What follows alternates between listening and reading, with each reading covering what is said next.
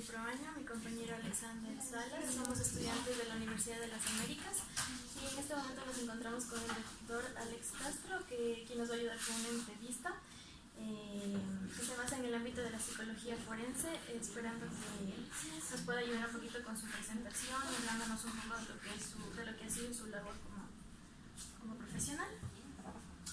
Ok, buenas tardes, un saludo a todos los estudiantes de la Universidad de las Américas. Bueno, mi nombre es Alex Castro, soy psicólogo clínico y bueno, tengo un máster en psicoterapia. Estoy siguiendo ahora mismo un máster en psicología jurídica y forense por la Universidad de Plata de Argentina. Soy docente universitario. Actualmente soy el director de la carrera de psicología clínica y bueno, efectivamente parte de mi desarrollo profesional ha sido el vincularme durante más de 7 años como perito para algunas entidades de administración de justicia, entre esas la Junta Metropolitana de Protección de Derechos, la Comisaría de la Mujer y básicamente la Fiscalía General del Estado, haciendo pericias relacionadas precisamente con temas que tienen que ver con la administración de justicia. Listo, muchas gracias. Bueno, vamos a empezar entonces con las preguntas. Primero, ¿cómo surge la psicología forense y cuál es la labor que realiza? Bueno, tu pregunta si te refieres exclusivamente al país, porque está muy abierta, ¿no? Si es la condición, bueno, la psicología jurídica es la primera que aparece en nuestro país y como históricamente en esta facultad, en la Facultad de Ciencias Psicológicas de la Universidad Central del Ecuador, se creó una especialidad que tenía que ver precisamente con eso. Se creó la carrera de psicología jurídica, aparte de las otras carreras que pioneramente la Universidad Central las creó. Esto es, o sea, que había 4 especialidades para que las personas puedan seguir en la Facultad de Ciencias Psicológicas. Esto es psicología industrial, psicología clínica, psicología infantil y psicorehabilitación, y la otra especialidad que se creó aquí fue precisamente la psicología jurídica como tal, no jurídica y forense, jurídica. En ese sentido, básicamente en este caso, toda la formación que tenían los compañeros de esa época, ellos salían como psicólogos jurídicos, pero también con una subespecialidad que era la documentología. ¿Sí? Sin embargo, lamentablemente en un momento determinado históricamente no hubo en ese entonces, por obvias razones, el conocimiento exacto de lo que tendría que hacer el psicólogo jurídico. Tampoco en el país vieron en ese momento la necesidad de que hubiese esta especialidad, porque básicamente el psicólogo jurídico en ese entonces se dedicaba solo al ámbito penitenciario y fuera de eso era muy poco lo que podía hacer más o menos en esa época. Entonces finalmente había muy pocos estudiantes que tomaban la carrera y llegó un momento determinado en que como tampoco había especialistas, o sea, la mayoría que daban clases en esta especialidad por obvias razones no eran jurídicos, eran psicólogos, y llegó un momento determinado en el que finalmente en una reunión ampliada decidieron que ya no continúe o ya no se continúe con la formación a nivel de pregrado con respecto a la psicología jurídica. Y a partir de ahí entonces prácticamente no hemos tenido esta formación. De lo que yo conozco, ninguna universidad tampoco la ofertó, salvo una universidad que fue auditada en el proceso que hubo, ustedes no sé si recordarán, justo en el periodo de Rafael Correa, que se creó el CES y el CACES como instancias para que ellos hagan una auditoría académica. Y me refiero específicamente a la Universidad Cristiana Latinoamericana. Ellos empezaron a formar a nivel de pregrado psicólogos jurídicos, pero claro, por todo lo que encontró,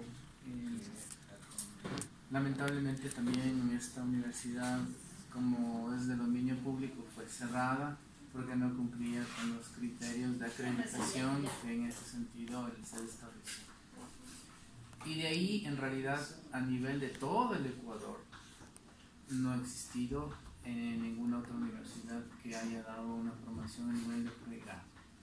Peor, a nivel de posgrado. Todavía en Ecuador no existe como tal la formación a nivel de posgrado. Entiendo que está por abrirse una, me parece que es en Otavalo, y sería como la primera vez que tenemos un máster en Ecuador, en todo lo que es nuestra vida republicana, una formación de posgrado en esa línea.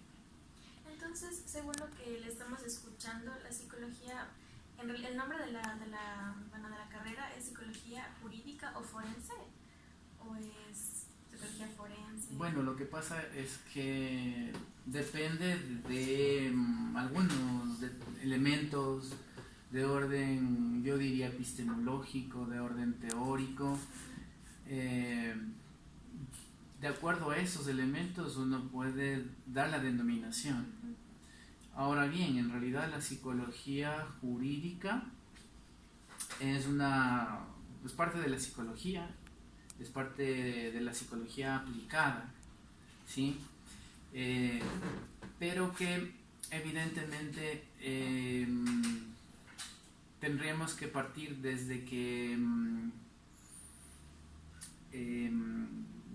la psicología, digamos, de un momento igual histórico,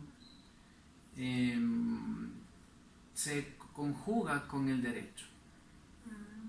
Y esto porque básicamente, como ustedes conocen, en un momento, ¿cuál es la función básicamente que tienen los juristas y luego los tribunales de justicia? Es de acuerdo a la normativa, a lo que la normativa establece, por ejemplo, qué es un delito, cuáles son los causales para determinar un delito, y también dentro de eso está la pena que debe cumplir una persona dependiendo del delito que haya transgredido, ¿cierto? Pues que la mayoría, hablando de delitos, son privación de la libertad de la persona.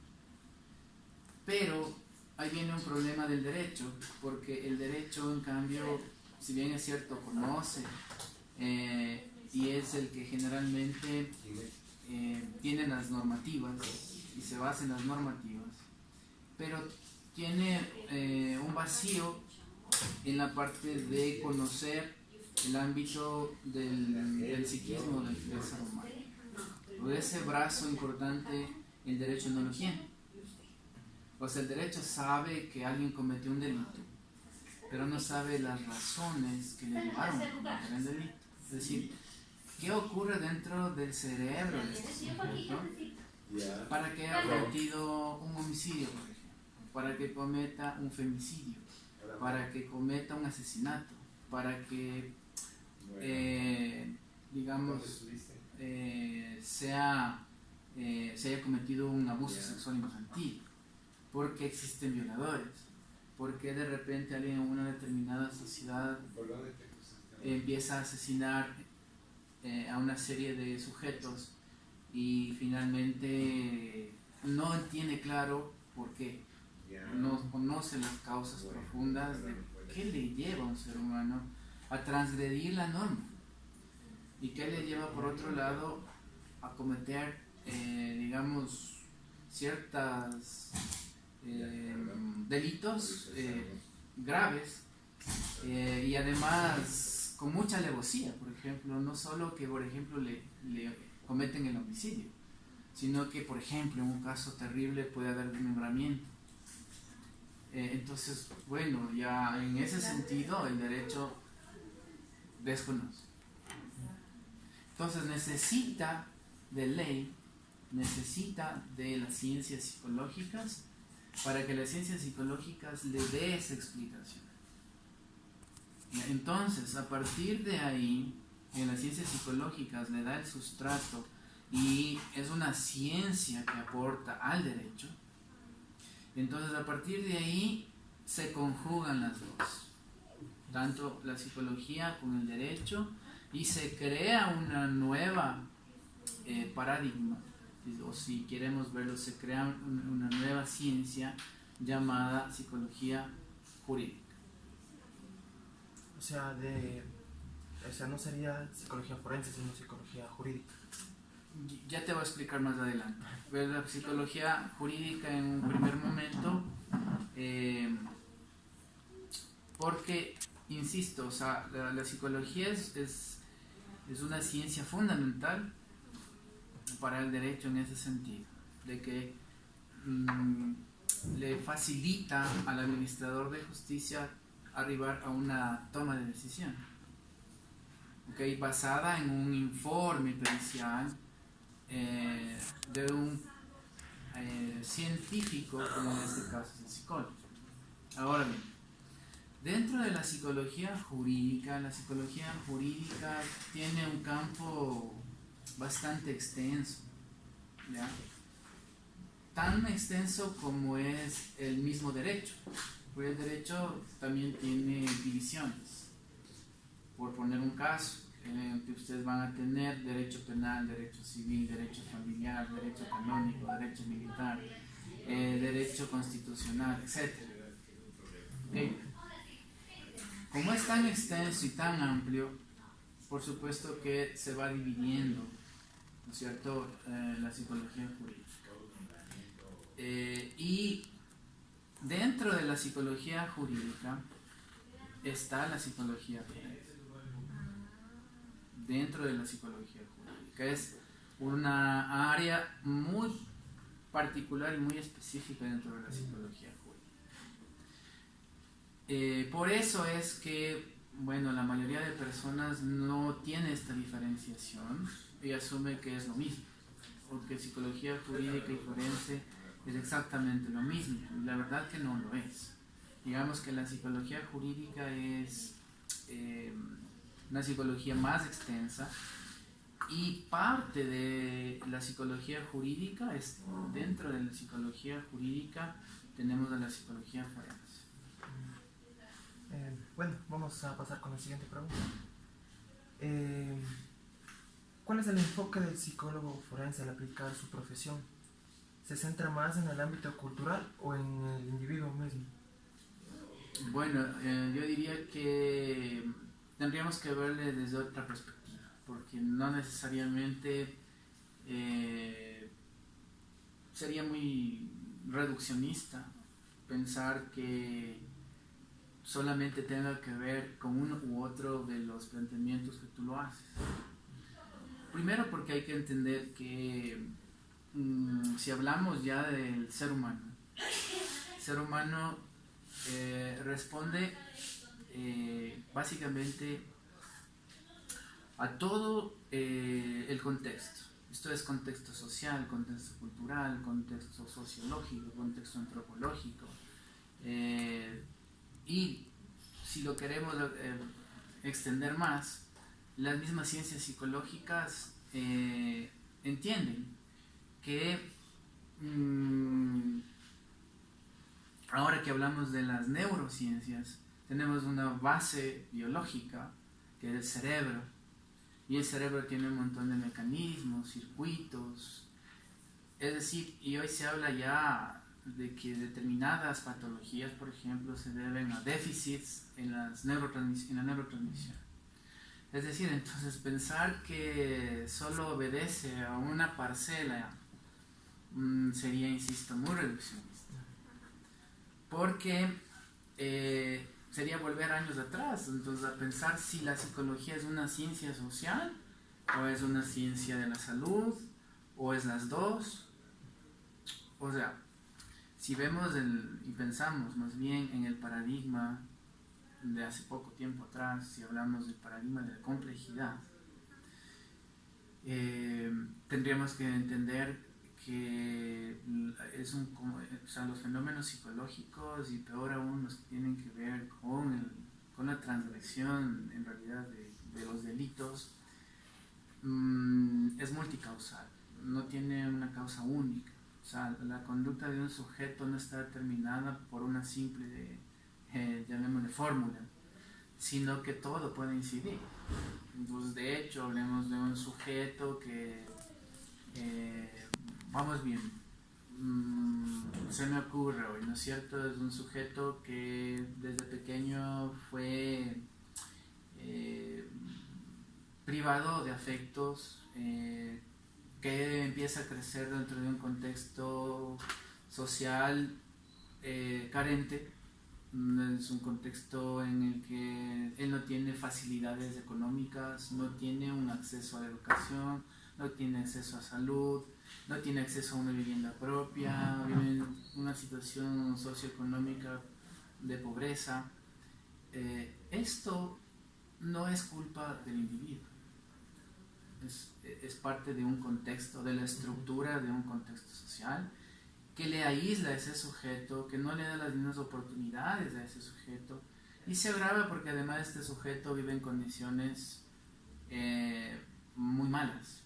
O sea, no hay acceso a salud, a la educación, y se agrava porque digamos que ese contexto, aparte de esto, es un contexto, vive en un grupo poblacional vulnerable, donde hay mucha conflictiva, ¿no es cierto?, donde hay consumo de alcohol, donde hay violencia.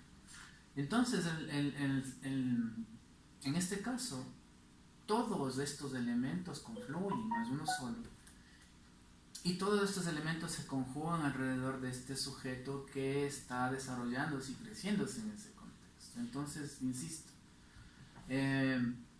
todo esto va a incidir y nos va a dar como resultado final una postura de este sujeto frente al mundo.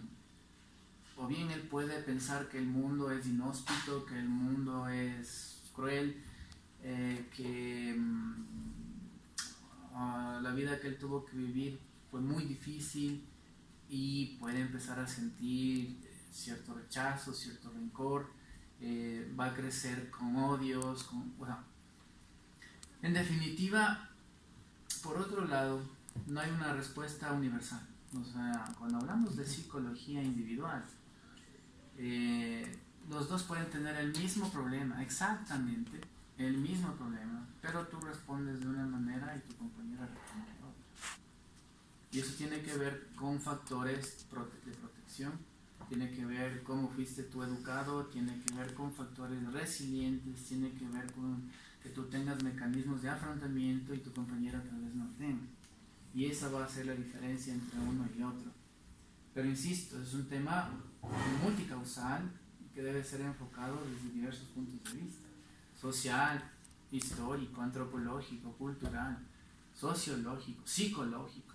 O sea, es entender que de la interacción entre todos estos elementos, solo de la interacción de estos elementos nosotros podemos entender todo lo que puede estar alrededor de una respuesta en un momento determinado de un ser humano.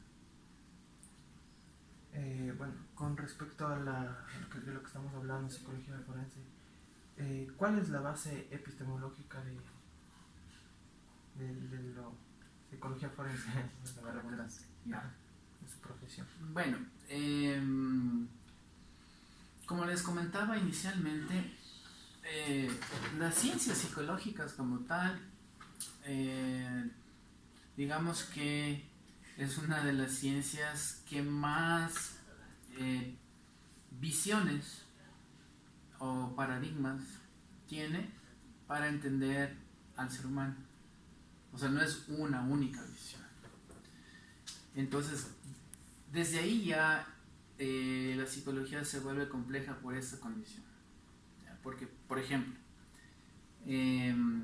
dentro de las escuelas psicológicas hay unas que han despuntado y que podríamos entender que, digamos, han sido como las más aceptadas y las que han ido poco a poco posicionándose en el contexto.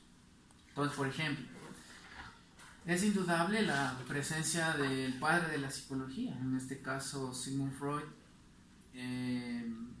siendo neurólogo, por supuesto. Él creó un sistema para entender el psiquismo y todos conocemos que él prácticamente es el que desarrolló la teoría del psicoanálisis. Y el psicoanálisis tiene sus fundamentos propios, o sea, sus bases teóricas, tiene la forma de entender el fenómeno humano a partir de el desarrollo psicosexual y evolutivo. Tiene por otro lado las estructuras de la personalidad, el yo, el ella, el suprayo. Bueno, alrededor de eso entonces construye un campus teórico, construye una epistemología de ese ser humano y a partir de ahí se desarrolla todo lo demás. Es decir, también construye un sistema para desarrollar procesos de análisis, porque ellos no hablan de psicoterapia como tal, hablan de análisis, por eso es psicoanálisis, el analista. Entonces finalmente él va el análisis implica eso, pero el análisis también tiene sus principios y por lo tanto entonces es un sistema para entender el psiquismo.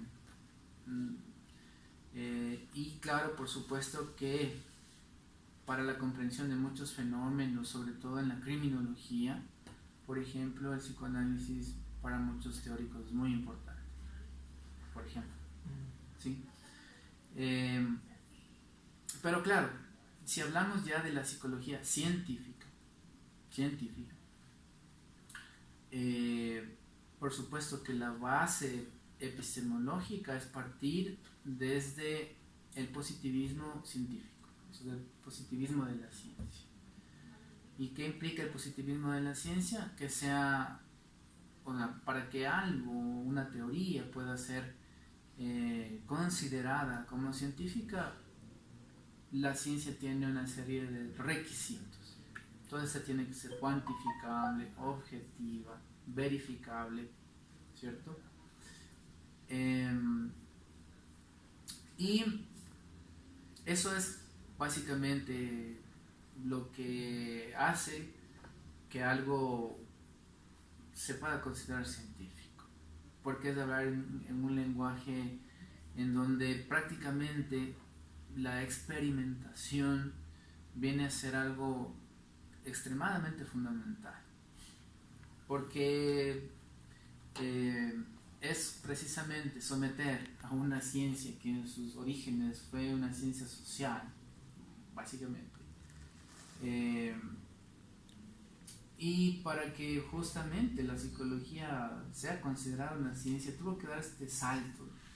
Entonces tuvo que crearse el primer laboratorio de psicología experimental en Leipzig para que sea un experimento y pueda entrar dentro de lo que se considera una ciencia, porque en sus inicios jamás fue considerada una ciencia, por su propia subjetividad, porque entender justamente dónde está la mente, porque inicialmente se hablaba de la mente, bueno, ¿dónde está la mente?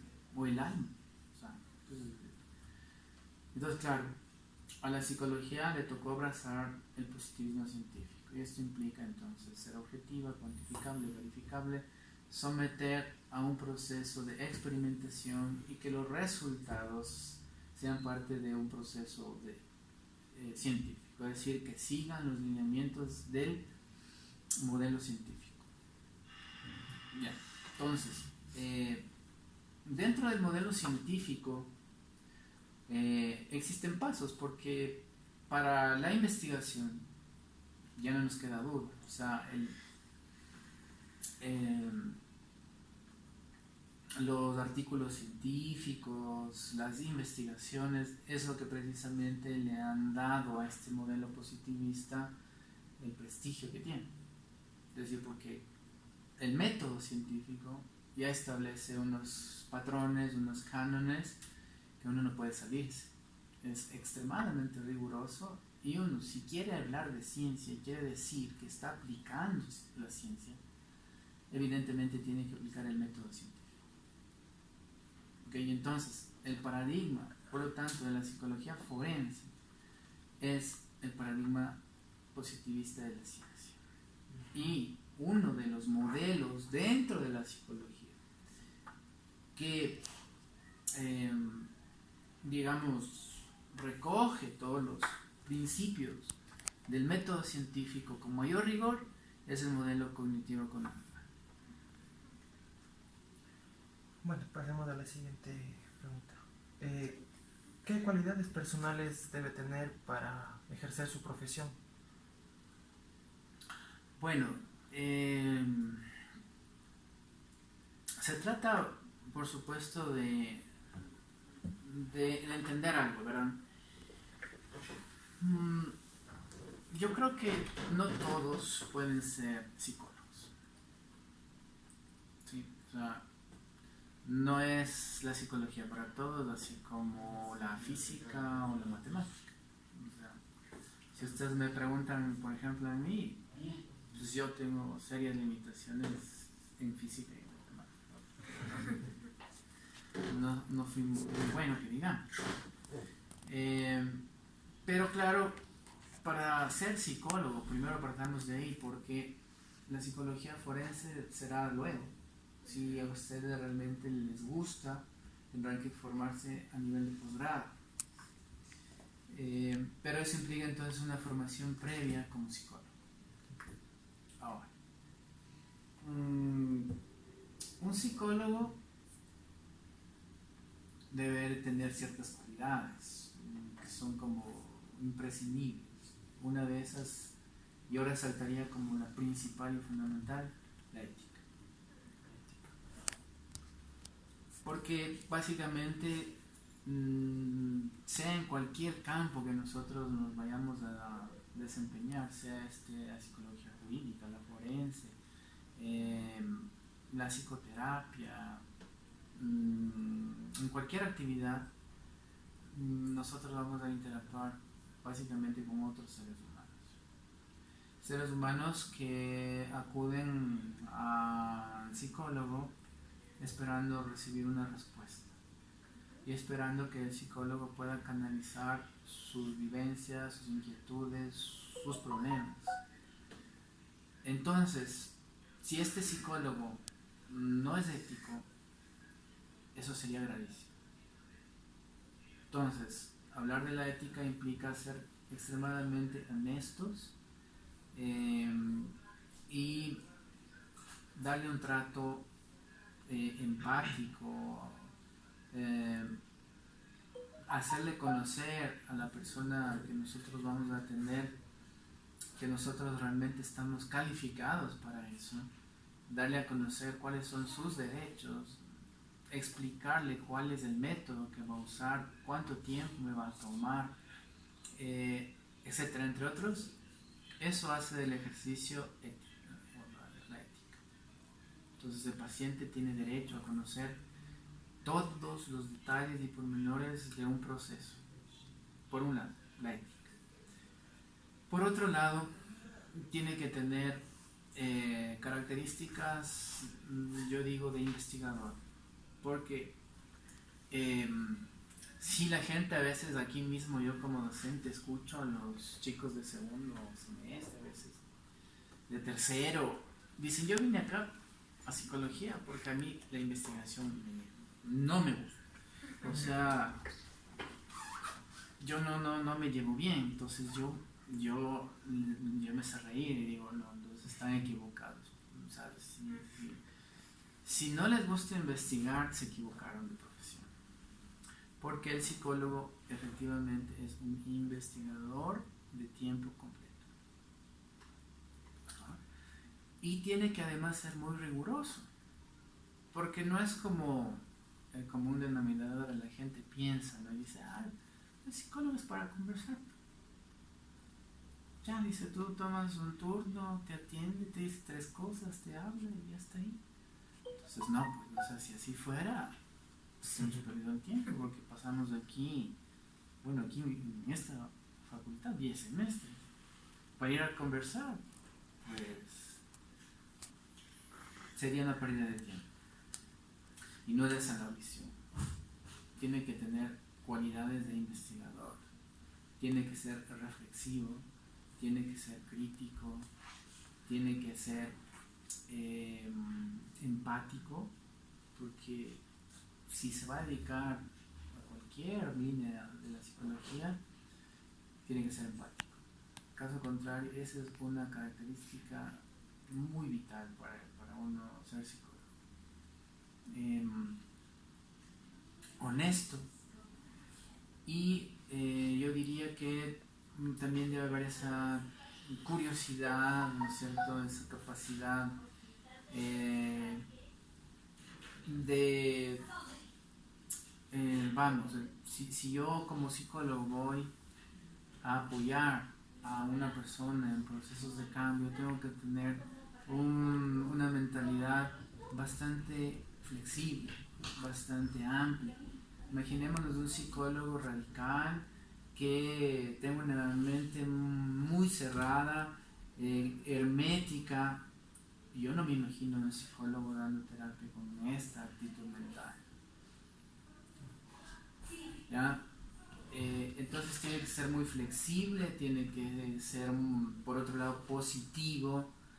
Lo que pasa es que al final uno vive, o sea, cuando uno elige ser psicólogo, no es por el momento, porque uno tiene que vivir desde esa perspectiva el resto de su vida.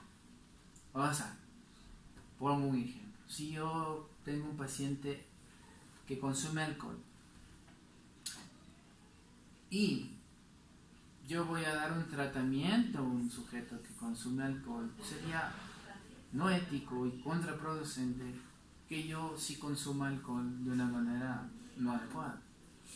O sea, si ni yo lo hago, ¿cómo puedo entonces dirigir a alguien que tiene problemas con consumir alcohol? ¿Me explico?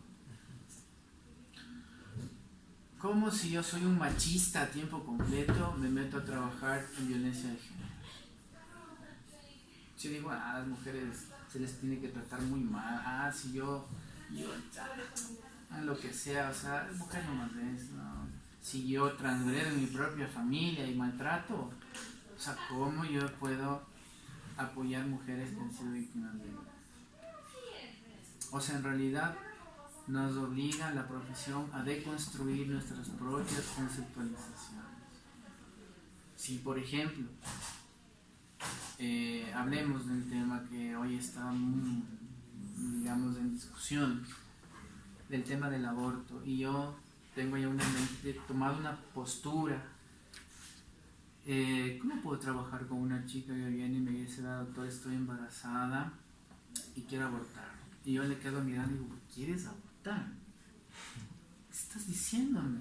O sea, no, sal de aquí porque yo no estoy de acuerdo con eso. O sea, ¿cómo puede ser?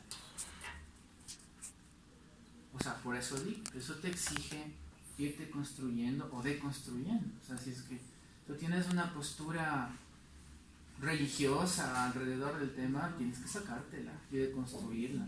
No te digo que ahora la abraces y la aceptes, tampoco es la respuesta, pero tampoco puedes irte a los extremos. Si te llega un paciente, digamos, homosexual y tú eres extremadamente homofóbico, ¿qué va a pasar? ¿Ya? O sea, por eso insisto, otra característica muy fundamental, y es que tú tengas una mente muy flexible, que tengas tolerancia, porque no es lo que tú quieres. O sea, el proceso de psicoterapia, por ejemplo, implica el cambio de un sujeto, pero no cambia el ritmo del terapeuta, cambia su propio ritmo. Y si yo, en cambio, soy de los que no tengo paciencia, pero ya hablamos la sesión anterior. Pero vea, o sea, ya, o sea, ¿qué le pasa? No, estoy ahí, yo estoy muy mal. Ahora, por eso, la otra condición es, aparte de conocer teóricamente, porque un psicólogo que no conozca las teorías es un ciego guiando a otro. Entonces no está desligado, pero no lo he puesto como el primer requisito. Sin embargo, teóricamente tiene que conocer, si no, ¿cómo va a ser? Tiene que manejar todas las teorías de una manera muy eficiente. Y finalmente, bueno, nuestro medio, aún a diferencia de otros países, el psicólogo, antes de graduarse, en otras universidades le exigen presentar una certificación de su autoproceso de terapia. Porque al final esto termina siendo un tema ético. Ético. O sea, ¿cómo yo pienso atender a alguien si yo no he resuelto mis propios rollos? Porque, dicho sea de paso, en estudios se demuestra que mucha gente sigue psicología no porque realmente quiera servir a otros, porque a veces muchos quieren entenderse a sí mismos o quieren entender a lo que le pasó al hermano o al padre. No es como finalmente una convicción. A veces yo mismo puedo tener un rollo, y me meto por entenderme a mí mismo y por tratar de resolver mi vida. Entonces, no. Tenemos que ser condescendientes, y si realmente yo siento que esto es lo mío, tengo que ser responsable conmigo y luego con el paciente. Eso es ético. Entonces yo tengo que irme a hacer un proceso de terapia desde la línea que me va a gustar. Pues yo, me gusta el psicoanálisis, voy a buscar un analista. Si yo digo, no, ese no es mío, lo mío es lo cognitivo-conductual, bueno, entonces voy a hacer terapia con un cognitivo-conductual. Si digo, no, por lo mío es la gestalt o el humanismo, ok, voy a buscar un terapeuta gestáltico. Bueno, la idea es que uno al final, insisto, no, lo que estoy diciendo es como un psicólogo inicialmente, porque luego, si ya nos pasamos al tema de la psicología forense, bueno, lo mismo que hemos dicho para el psicólogo, aplica para el psicólogo forense. Solo que la rigurosidad científica del forense debe ser un compromiso muy alto. Bueno, pasamos a la siguiente pregunta. En la práctica de la profesión, ¿de qué manera se accionaría con los pacientes? Bueno, en realidad, no sé cómo. Vamos a ver. Nosotros como psicólogos forenses, si esa es tu pregunta, bueno, el psicólogo forense en realidad, si se va a dedicar específicamente a lo forense, realmente no hay paciente. Porque el psicólogo forense, ¿cuál es la labor fundamental? Es evaluar. En ningún momento el psicólogo forense va a dar tratamiento psicológico. Entonces, no hay un paciente, hay un usuario que además viene no porque él quiera venir, sino porque viene porque tiene una transgresión a la justicia. Y es derivado precisamente por eso al psicólogo forense. O sea, no es como en el clínico que alguien dice, bueno, yo tengo conciencia de enfermedad y yo sé que me muero de pánico cuando entro a una sala y veo llena, y además sé que tengo que dirigirme al público, se me nubla, me empiezo a marear, mi corazón no aumenta y si me quiero ir corriendo de ahí.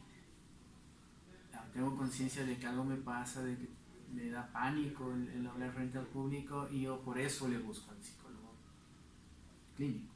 Digo, esto me pasa, yo necesito que se me diga. Pero en el psicólogo forense, no, nadie te va a ir a buscar.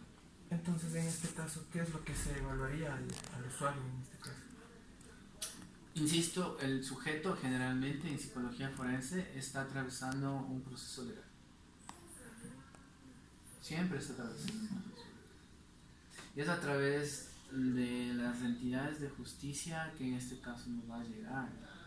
O a través, bien sea generalmente, de jueces y juezas, de fiscales, de abogados.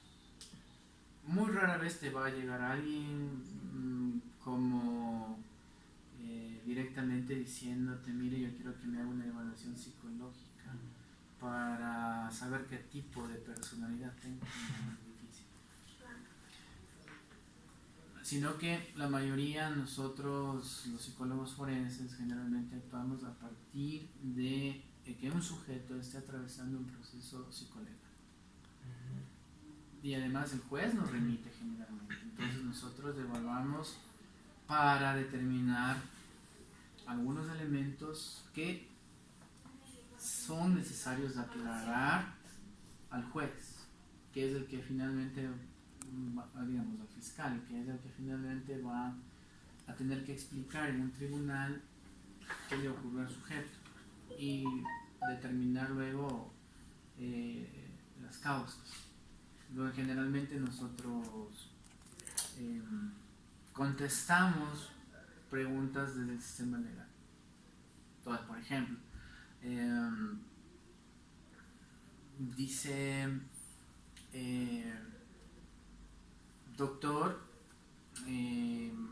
digamos, Alex Castro, perito acreditado al Consejo de la Judicatura, se le remite la causa número tal, FGE del 2018, para que usted proceda a realizar una evaluación psicológica de tal persona por una situación de violencia intrafamiliar. Ya determínese el grado de peligrosidad de este sujeto. Ok. Quien me dice qué voy a hacer no es el sujeto que viene, es el administrador de justicia el que me pide que yo debo hacer. No es interpretación propia ni siquiera del psicólogo forense. Entonces el juez me dice, necesito que usted me diga qué tan peligroso es este sujeto. Ok, en base a esa pregunta yo construyo ese momento todo el protocolo. Entonces yo decido ahí cuántas entrevistas voy a aplicar, qué tipo de entrevistas voy a aplicar, qué metodología voy a usar, qué reactivos psicológicos pueden ser aplicables, cuántas sesiones me voy a demorar, etc. Ahí entonces se elegiría si se debe seguir test o ¿cómo se? Interrogatorios, dependiendo del caso. Dependiendo del caso, porque claro, no es lo mismo hablar, por ejemplo, de, qué sé yo, una víctima de violencia, que un presunto agresor.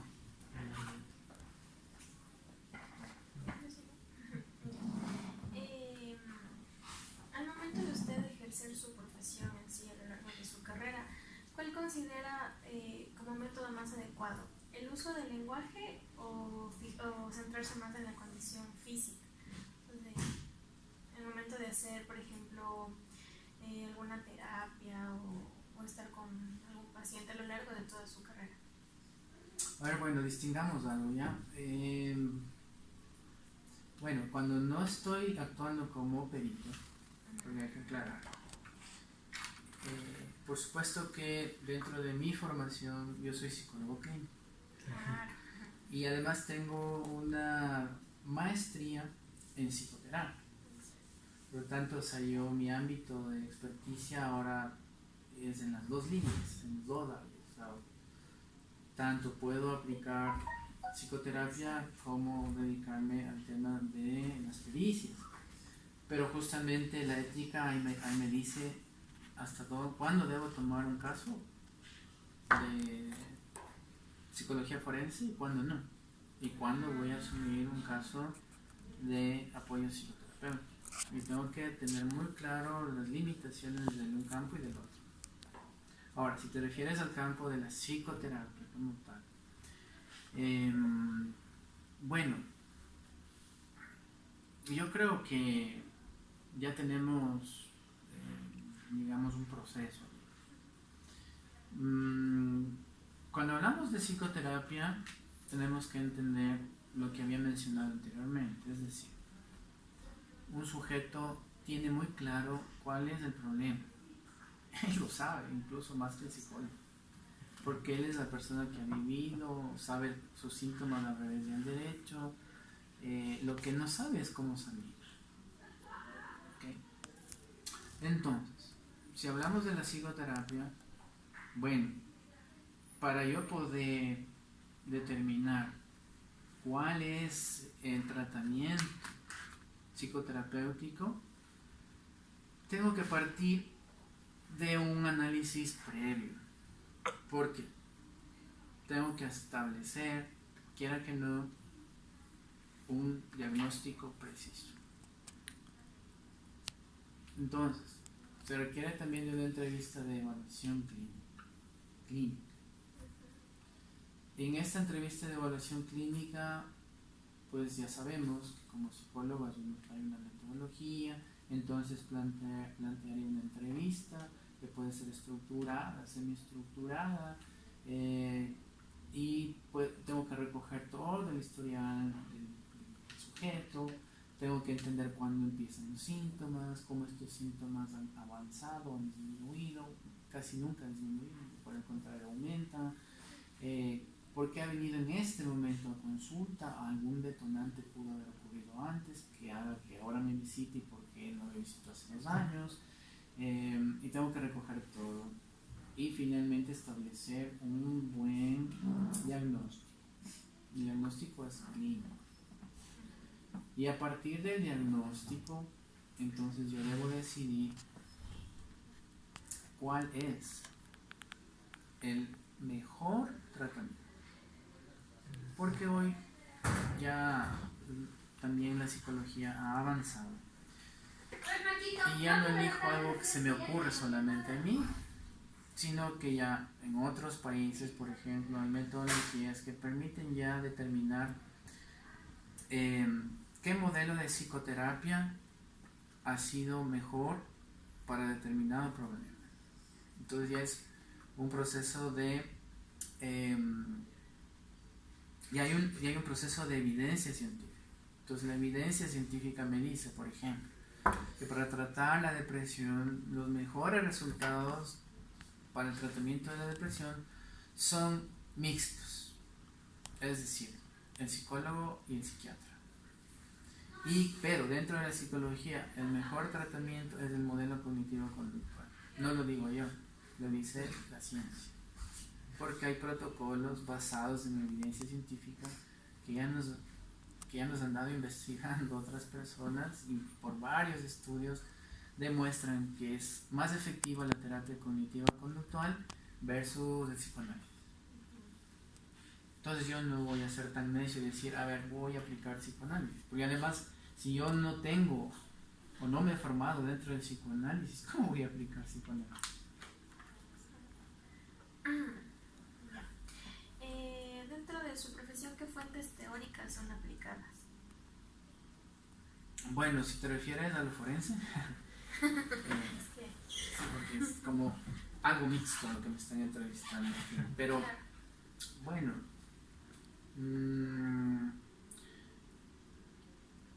la verdad es que lo bueno de nuestro momento actual es que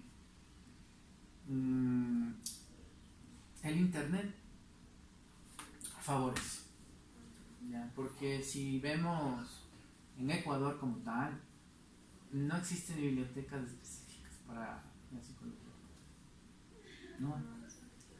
Dentro de bibliotecas que tienen psicología hay algunos libros de psicología, pero no son los más específicos por todo lo que hemos dicho. O sea, el Ecuador no tiene experiencia en psicología forense, realmente. Entonces, la bibliografía básicamente la puedes encontrar de varias fuentes. Uno, básicamente en internet, pero sobre todo de revistas científicas, ¿no es cierto?, que tienen afinidad al tema. Generalmente revistas jurídicas. Hay ciertas universidades, por ejemplo, fuera del país, que publican. Hay asociaciones profesionales, como la Asociación de Psicología Jurídica y Forense Latinoamericana. Ellos hacen publicaciones, puedes ir a congresos, puedes entrarte a repositorios digitales, no siempre están abiertos, pero algunos sí, donde vas a ver investigaciones de diferentes países, México, España, sobre todo España. Es increíble, pero yo diría, sin temor a dudas, que dentro de Iberoamérica es uno de los países que tienen mucho potencial en psicología forense y tienen realmente mucha experiencia y conocimientos muy altos, hacen bastante producción científica. Y bueno, ya sí tienen varias universidades para poder hasta elegir en dónde quiero seguir el máster en psicología forense. Y bueno, si es que ya hay algún libro de tu interés, bueno, lo puedes adquirir también, pero ya a nivel personal, que es lo que, por ejemplo, en el caso mío me ha tocado hacer. Vamos a ver bibliografía personal, porque como no hay muchos libros y hay, ¿qué te digo? Entras en el internet, pero no es lo que tú buscabas y dices, wow, ¿y ahora qué hago? Bueno, que a veces toca invertir y ya, pues me he mandado a traer libros o me los he comprado acá, he aprovechado si alguien va a Argentina, en mi país, España, pero básicamente es más de fuentes de internet y de revistas científicas. Dentro de bueno, nosotros sabemos que en la psicología existen ciertos parámetros para poder desarrollarla, como pueden ser los test o normas. ¿Usted ha preferido seguir estas normas o ha decidido romperlas y seguir con los suyos, o sea, con sus propios criterios, por decirlo así? A ver, no me queda muy clara tu pregunta, pero digamos, hay como, si hablamos por ejemplo de normas éticas, esas no las puedo romper bajo ningún punto de vista. O sea, me refiero más a, por ejemplo, si es que un test dice que esto se tiene que hacer, esto se hace, o usted decide romper esos esquemas. Ya, no, verás, es que, insisto, la psicología es una ciencia, ¿ok? Entonces, como en el Ecuador no hay tanta producción científica a nivel de psicología, ¿qué es lo que hacemos nosotros? Lamentablemente, Ecuador es un país consumidor de literatura científica y de test, porque nosotros no hemos descubierto ningún test, ni siquiera lo hemos adaptado a nuestro medio.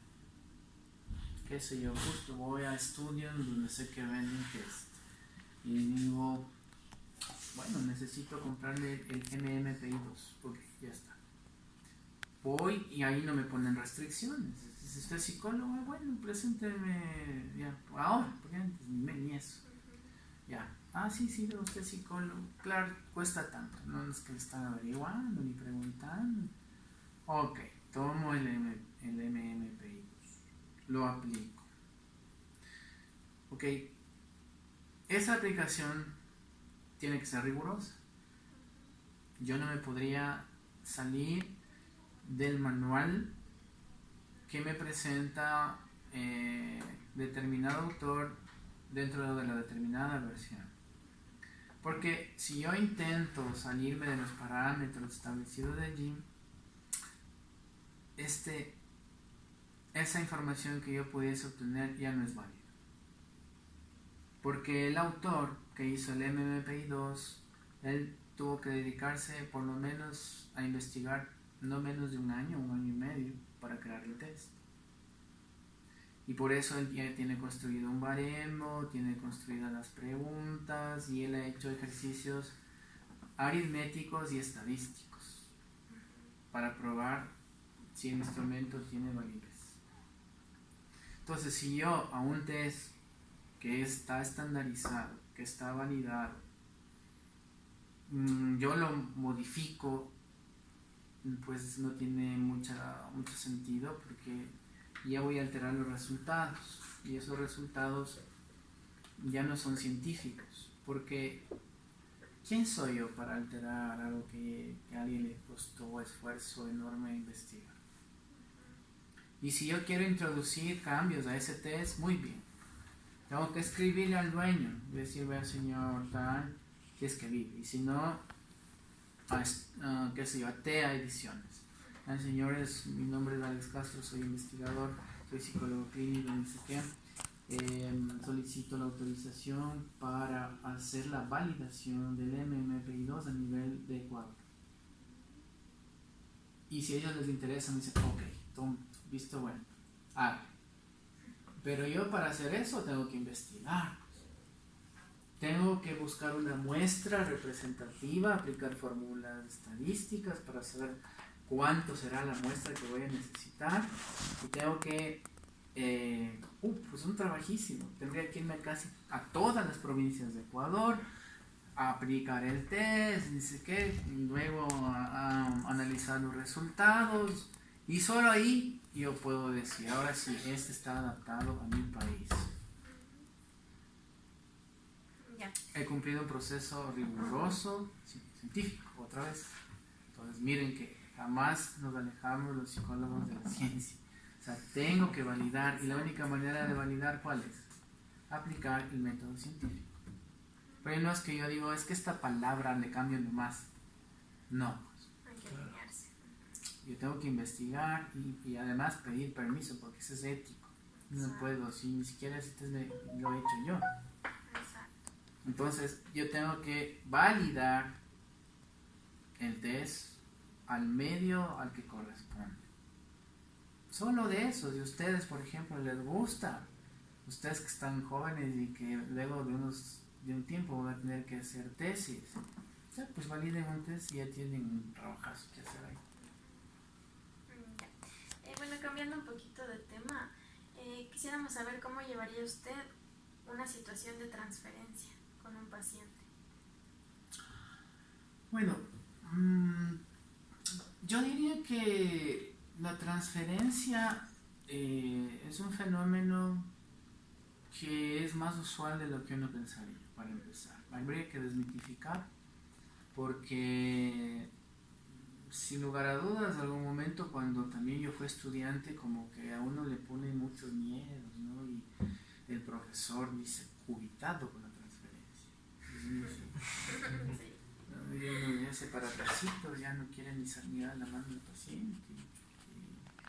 Y se cuida y por poco como que pone la cruz. No, nada que ver, es un fenómeno natural, es un fenómeno que es posible que se pueda dar. Y que más allá de tenerle temor a la transferencia, primero que hay que entender muy bien qué es realmente la transferencia. Porque hay varias explicaciones de la transferencia y la transferencia desde las diversas escuelas psicológicas. No es lo mismo la transferencia desde psicoanálisis que desde lo cognitivo-conductual, que desde la transferencia entendida desde otra postura.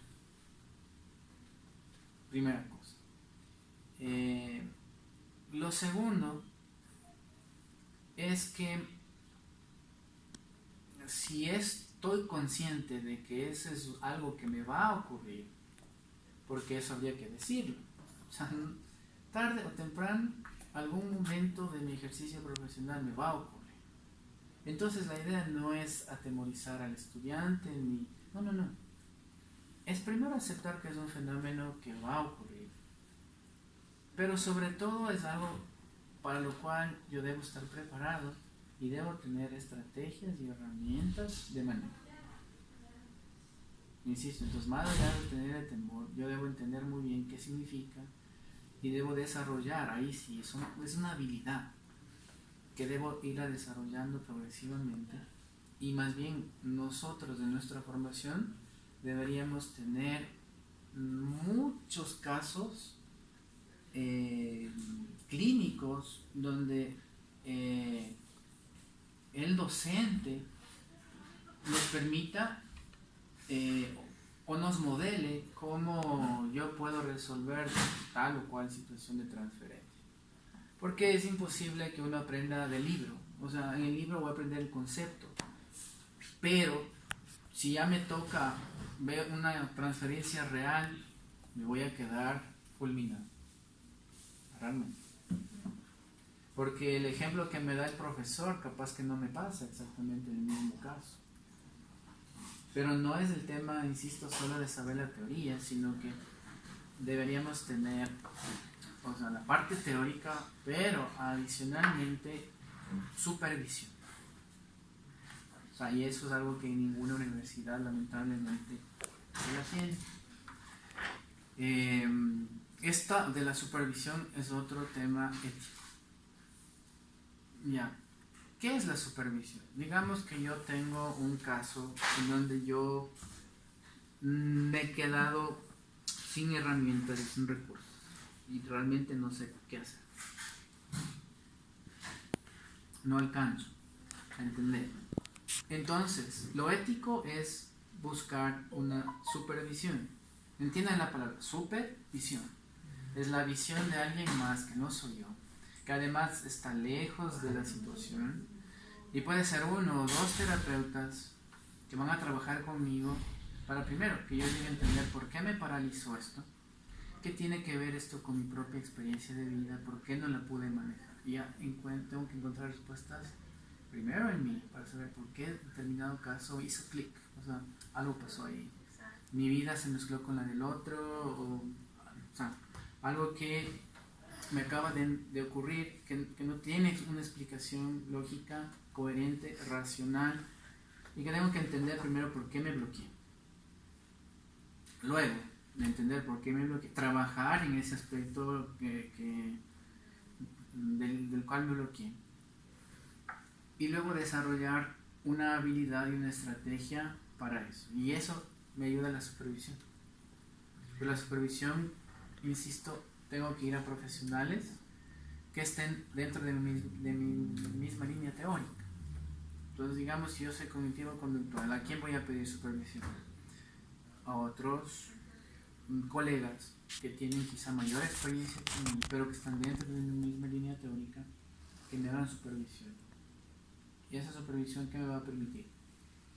Hacer menos daño al paciente. Segundo, me va a permitir entrar en mí mismo y saber por qué me bloqueé, cuáles son mis temores, mis miedos en relación a eso. Y tercero, me va a permitir desarrollar estrategias y herramientas. Pero eso no nos ofrece la academia, porque tampoco es difícil, porque tendría que haber una serie de cuestiones.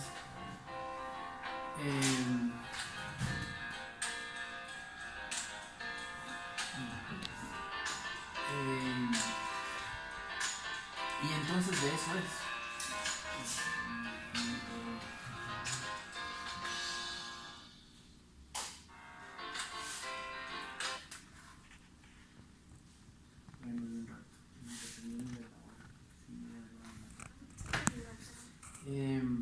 Perdón, no sé si van a editar luego eso, pero bueno. Ya, entonces eso decía, ¿no? Entonces es ético también en este caso hacer la supervisión, porque eso me va a permitir precisamente manejar. Si yo les diría concretamente, bueno, la transferencia también, ustedes me piden, dígame cómo manejaría. Pues la verdad es que depende del caso también, depende del tipo de transferencia que esté ocurriendo, pero insisto, o sea, para eso yo debería estar preparado. Y si usted me diría, por ejemplo, en un caso concreto, cómo manejaría la transferencia, tal vez le podría decir una estrategia que no es la única ni es la receta mágica para todos los casos. O sea, eso es un aprendizaje y es el desarrollo de la profesión y de la carrera. Y como les digo, esto es algo que eventualmente uno tiene que estar listo y preparado para poder manejar. Pero para darles un caso concreto tendría que saber qué tipo de transferencia es y un poco a partir de, si ustedes me plantearan muy clarito, tal vez, insisto, podría decirles, tal vez así manejaría. Pero insisto, o sea, eso es algo que no hay una receta única, que se puede manejar de diferentes formas dependiendo del caso. ¿Usted frecuenta el uso del consentimiento informado? A ver, dentro de lo que es la psicología forense, todo el tiempo, porque es parte sine qua non del trabajo, o sea, porque además en la psicología forense es difícil, y bueno, no es que es difícil, sino que más bien es un proceso que yo no puedo garantizar la confidencialidad. ¿Por qué? Porque ese informe que yo emito va a ir hacia el fiscal, pero, digamos, el acusado tiene el derecho de solicitar las copias del expediente y yo hasta ahí ya no puedo llegar, pues. Si ya está fuera de mis manos y tiene el juez, ya es responsabilidad del juez. Pero además tenemos un principio constitucional que es el derecho a la defensa. Y para poder ejercer la defensa, pues el abogado va a pedir y solicitar por escrito. Entonces yo no puedo garantizar la confidencialidad. Y eso es lo primerito que en las entrevistas de psicología forense hay que aclarar. Si mire esto, le aclaro de antemano, yo no puedo guardar la confidencialidad. Es un informe que va a ser entregado al fiscal, pero que de ahí va a haber. Y de hecho se va a tratar de su caso en una audiencia, va a haber un tribunal, va a haber un abogado defensor, otro abogado, o sea, no puede guardar la confidencialidad. Por lo tanto, por favor, firme que usted está consciente, porque caso contrario es más difícil y podría hasta rebotarme si no hago esto. Sobre todo en psicología forense, eso es mandatorio.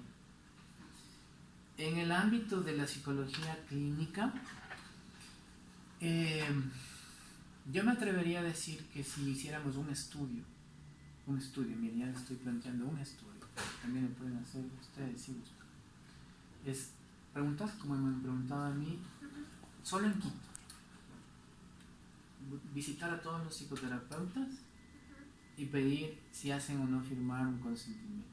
Nos vamos a encontrar con una sorpresa. Probablemente unos van a firmar, otros no lo van a firmar. Y no es que esté ni mal ni bien. Se entiende que dentro de los parámetros de la primera entrevista uno debería aclarar todo el proceso. Y se entiende que si ya uno aclaró el proceso, como que es para muchos, es redundante, o sea, otra vez ya les criticado, pero firme.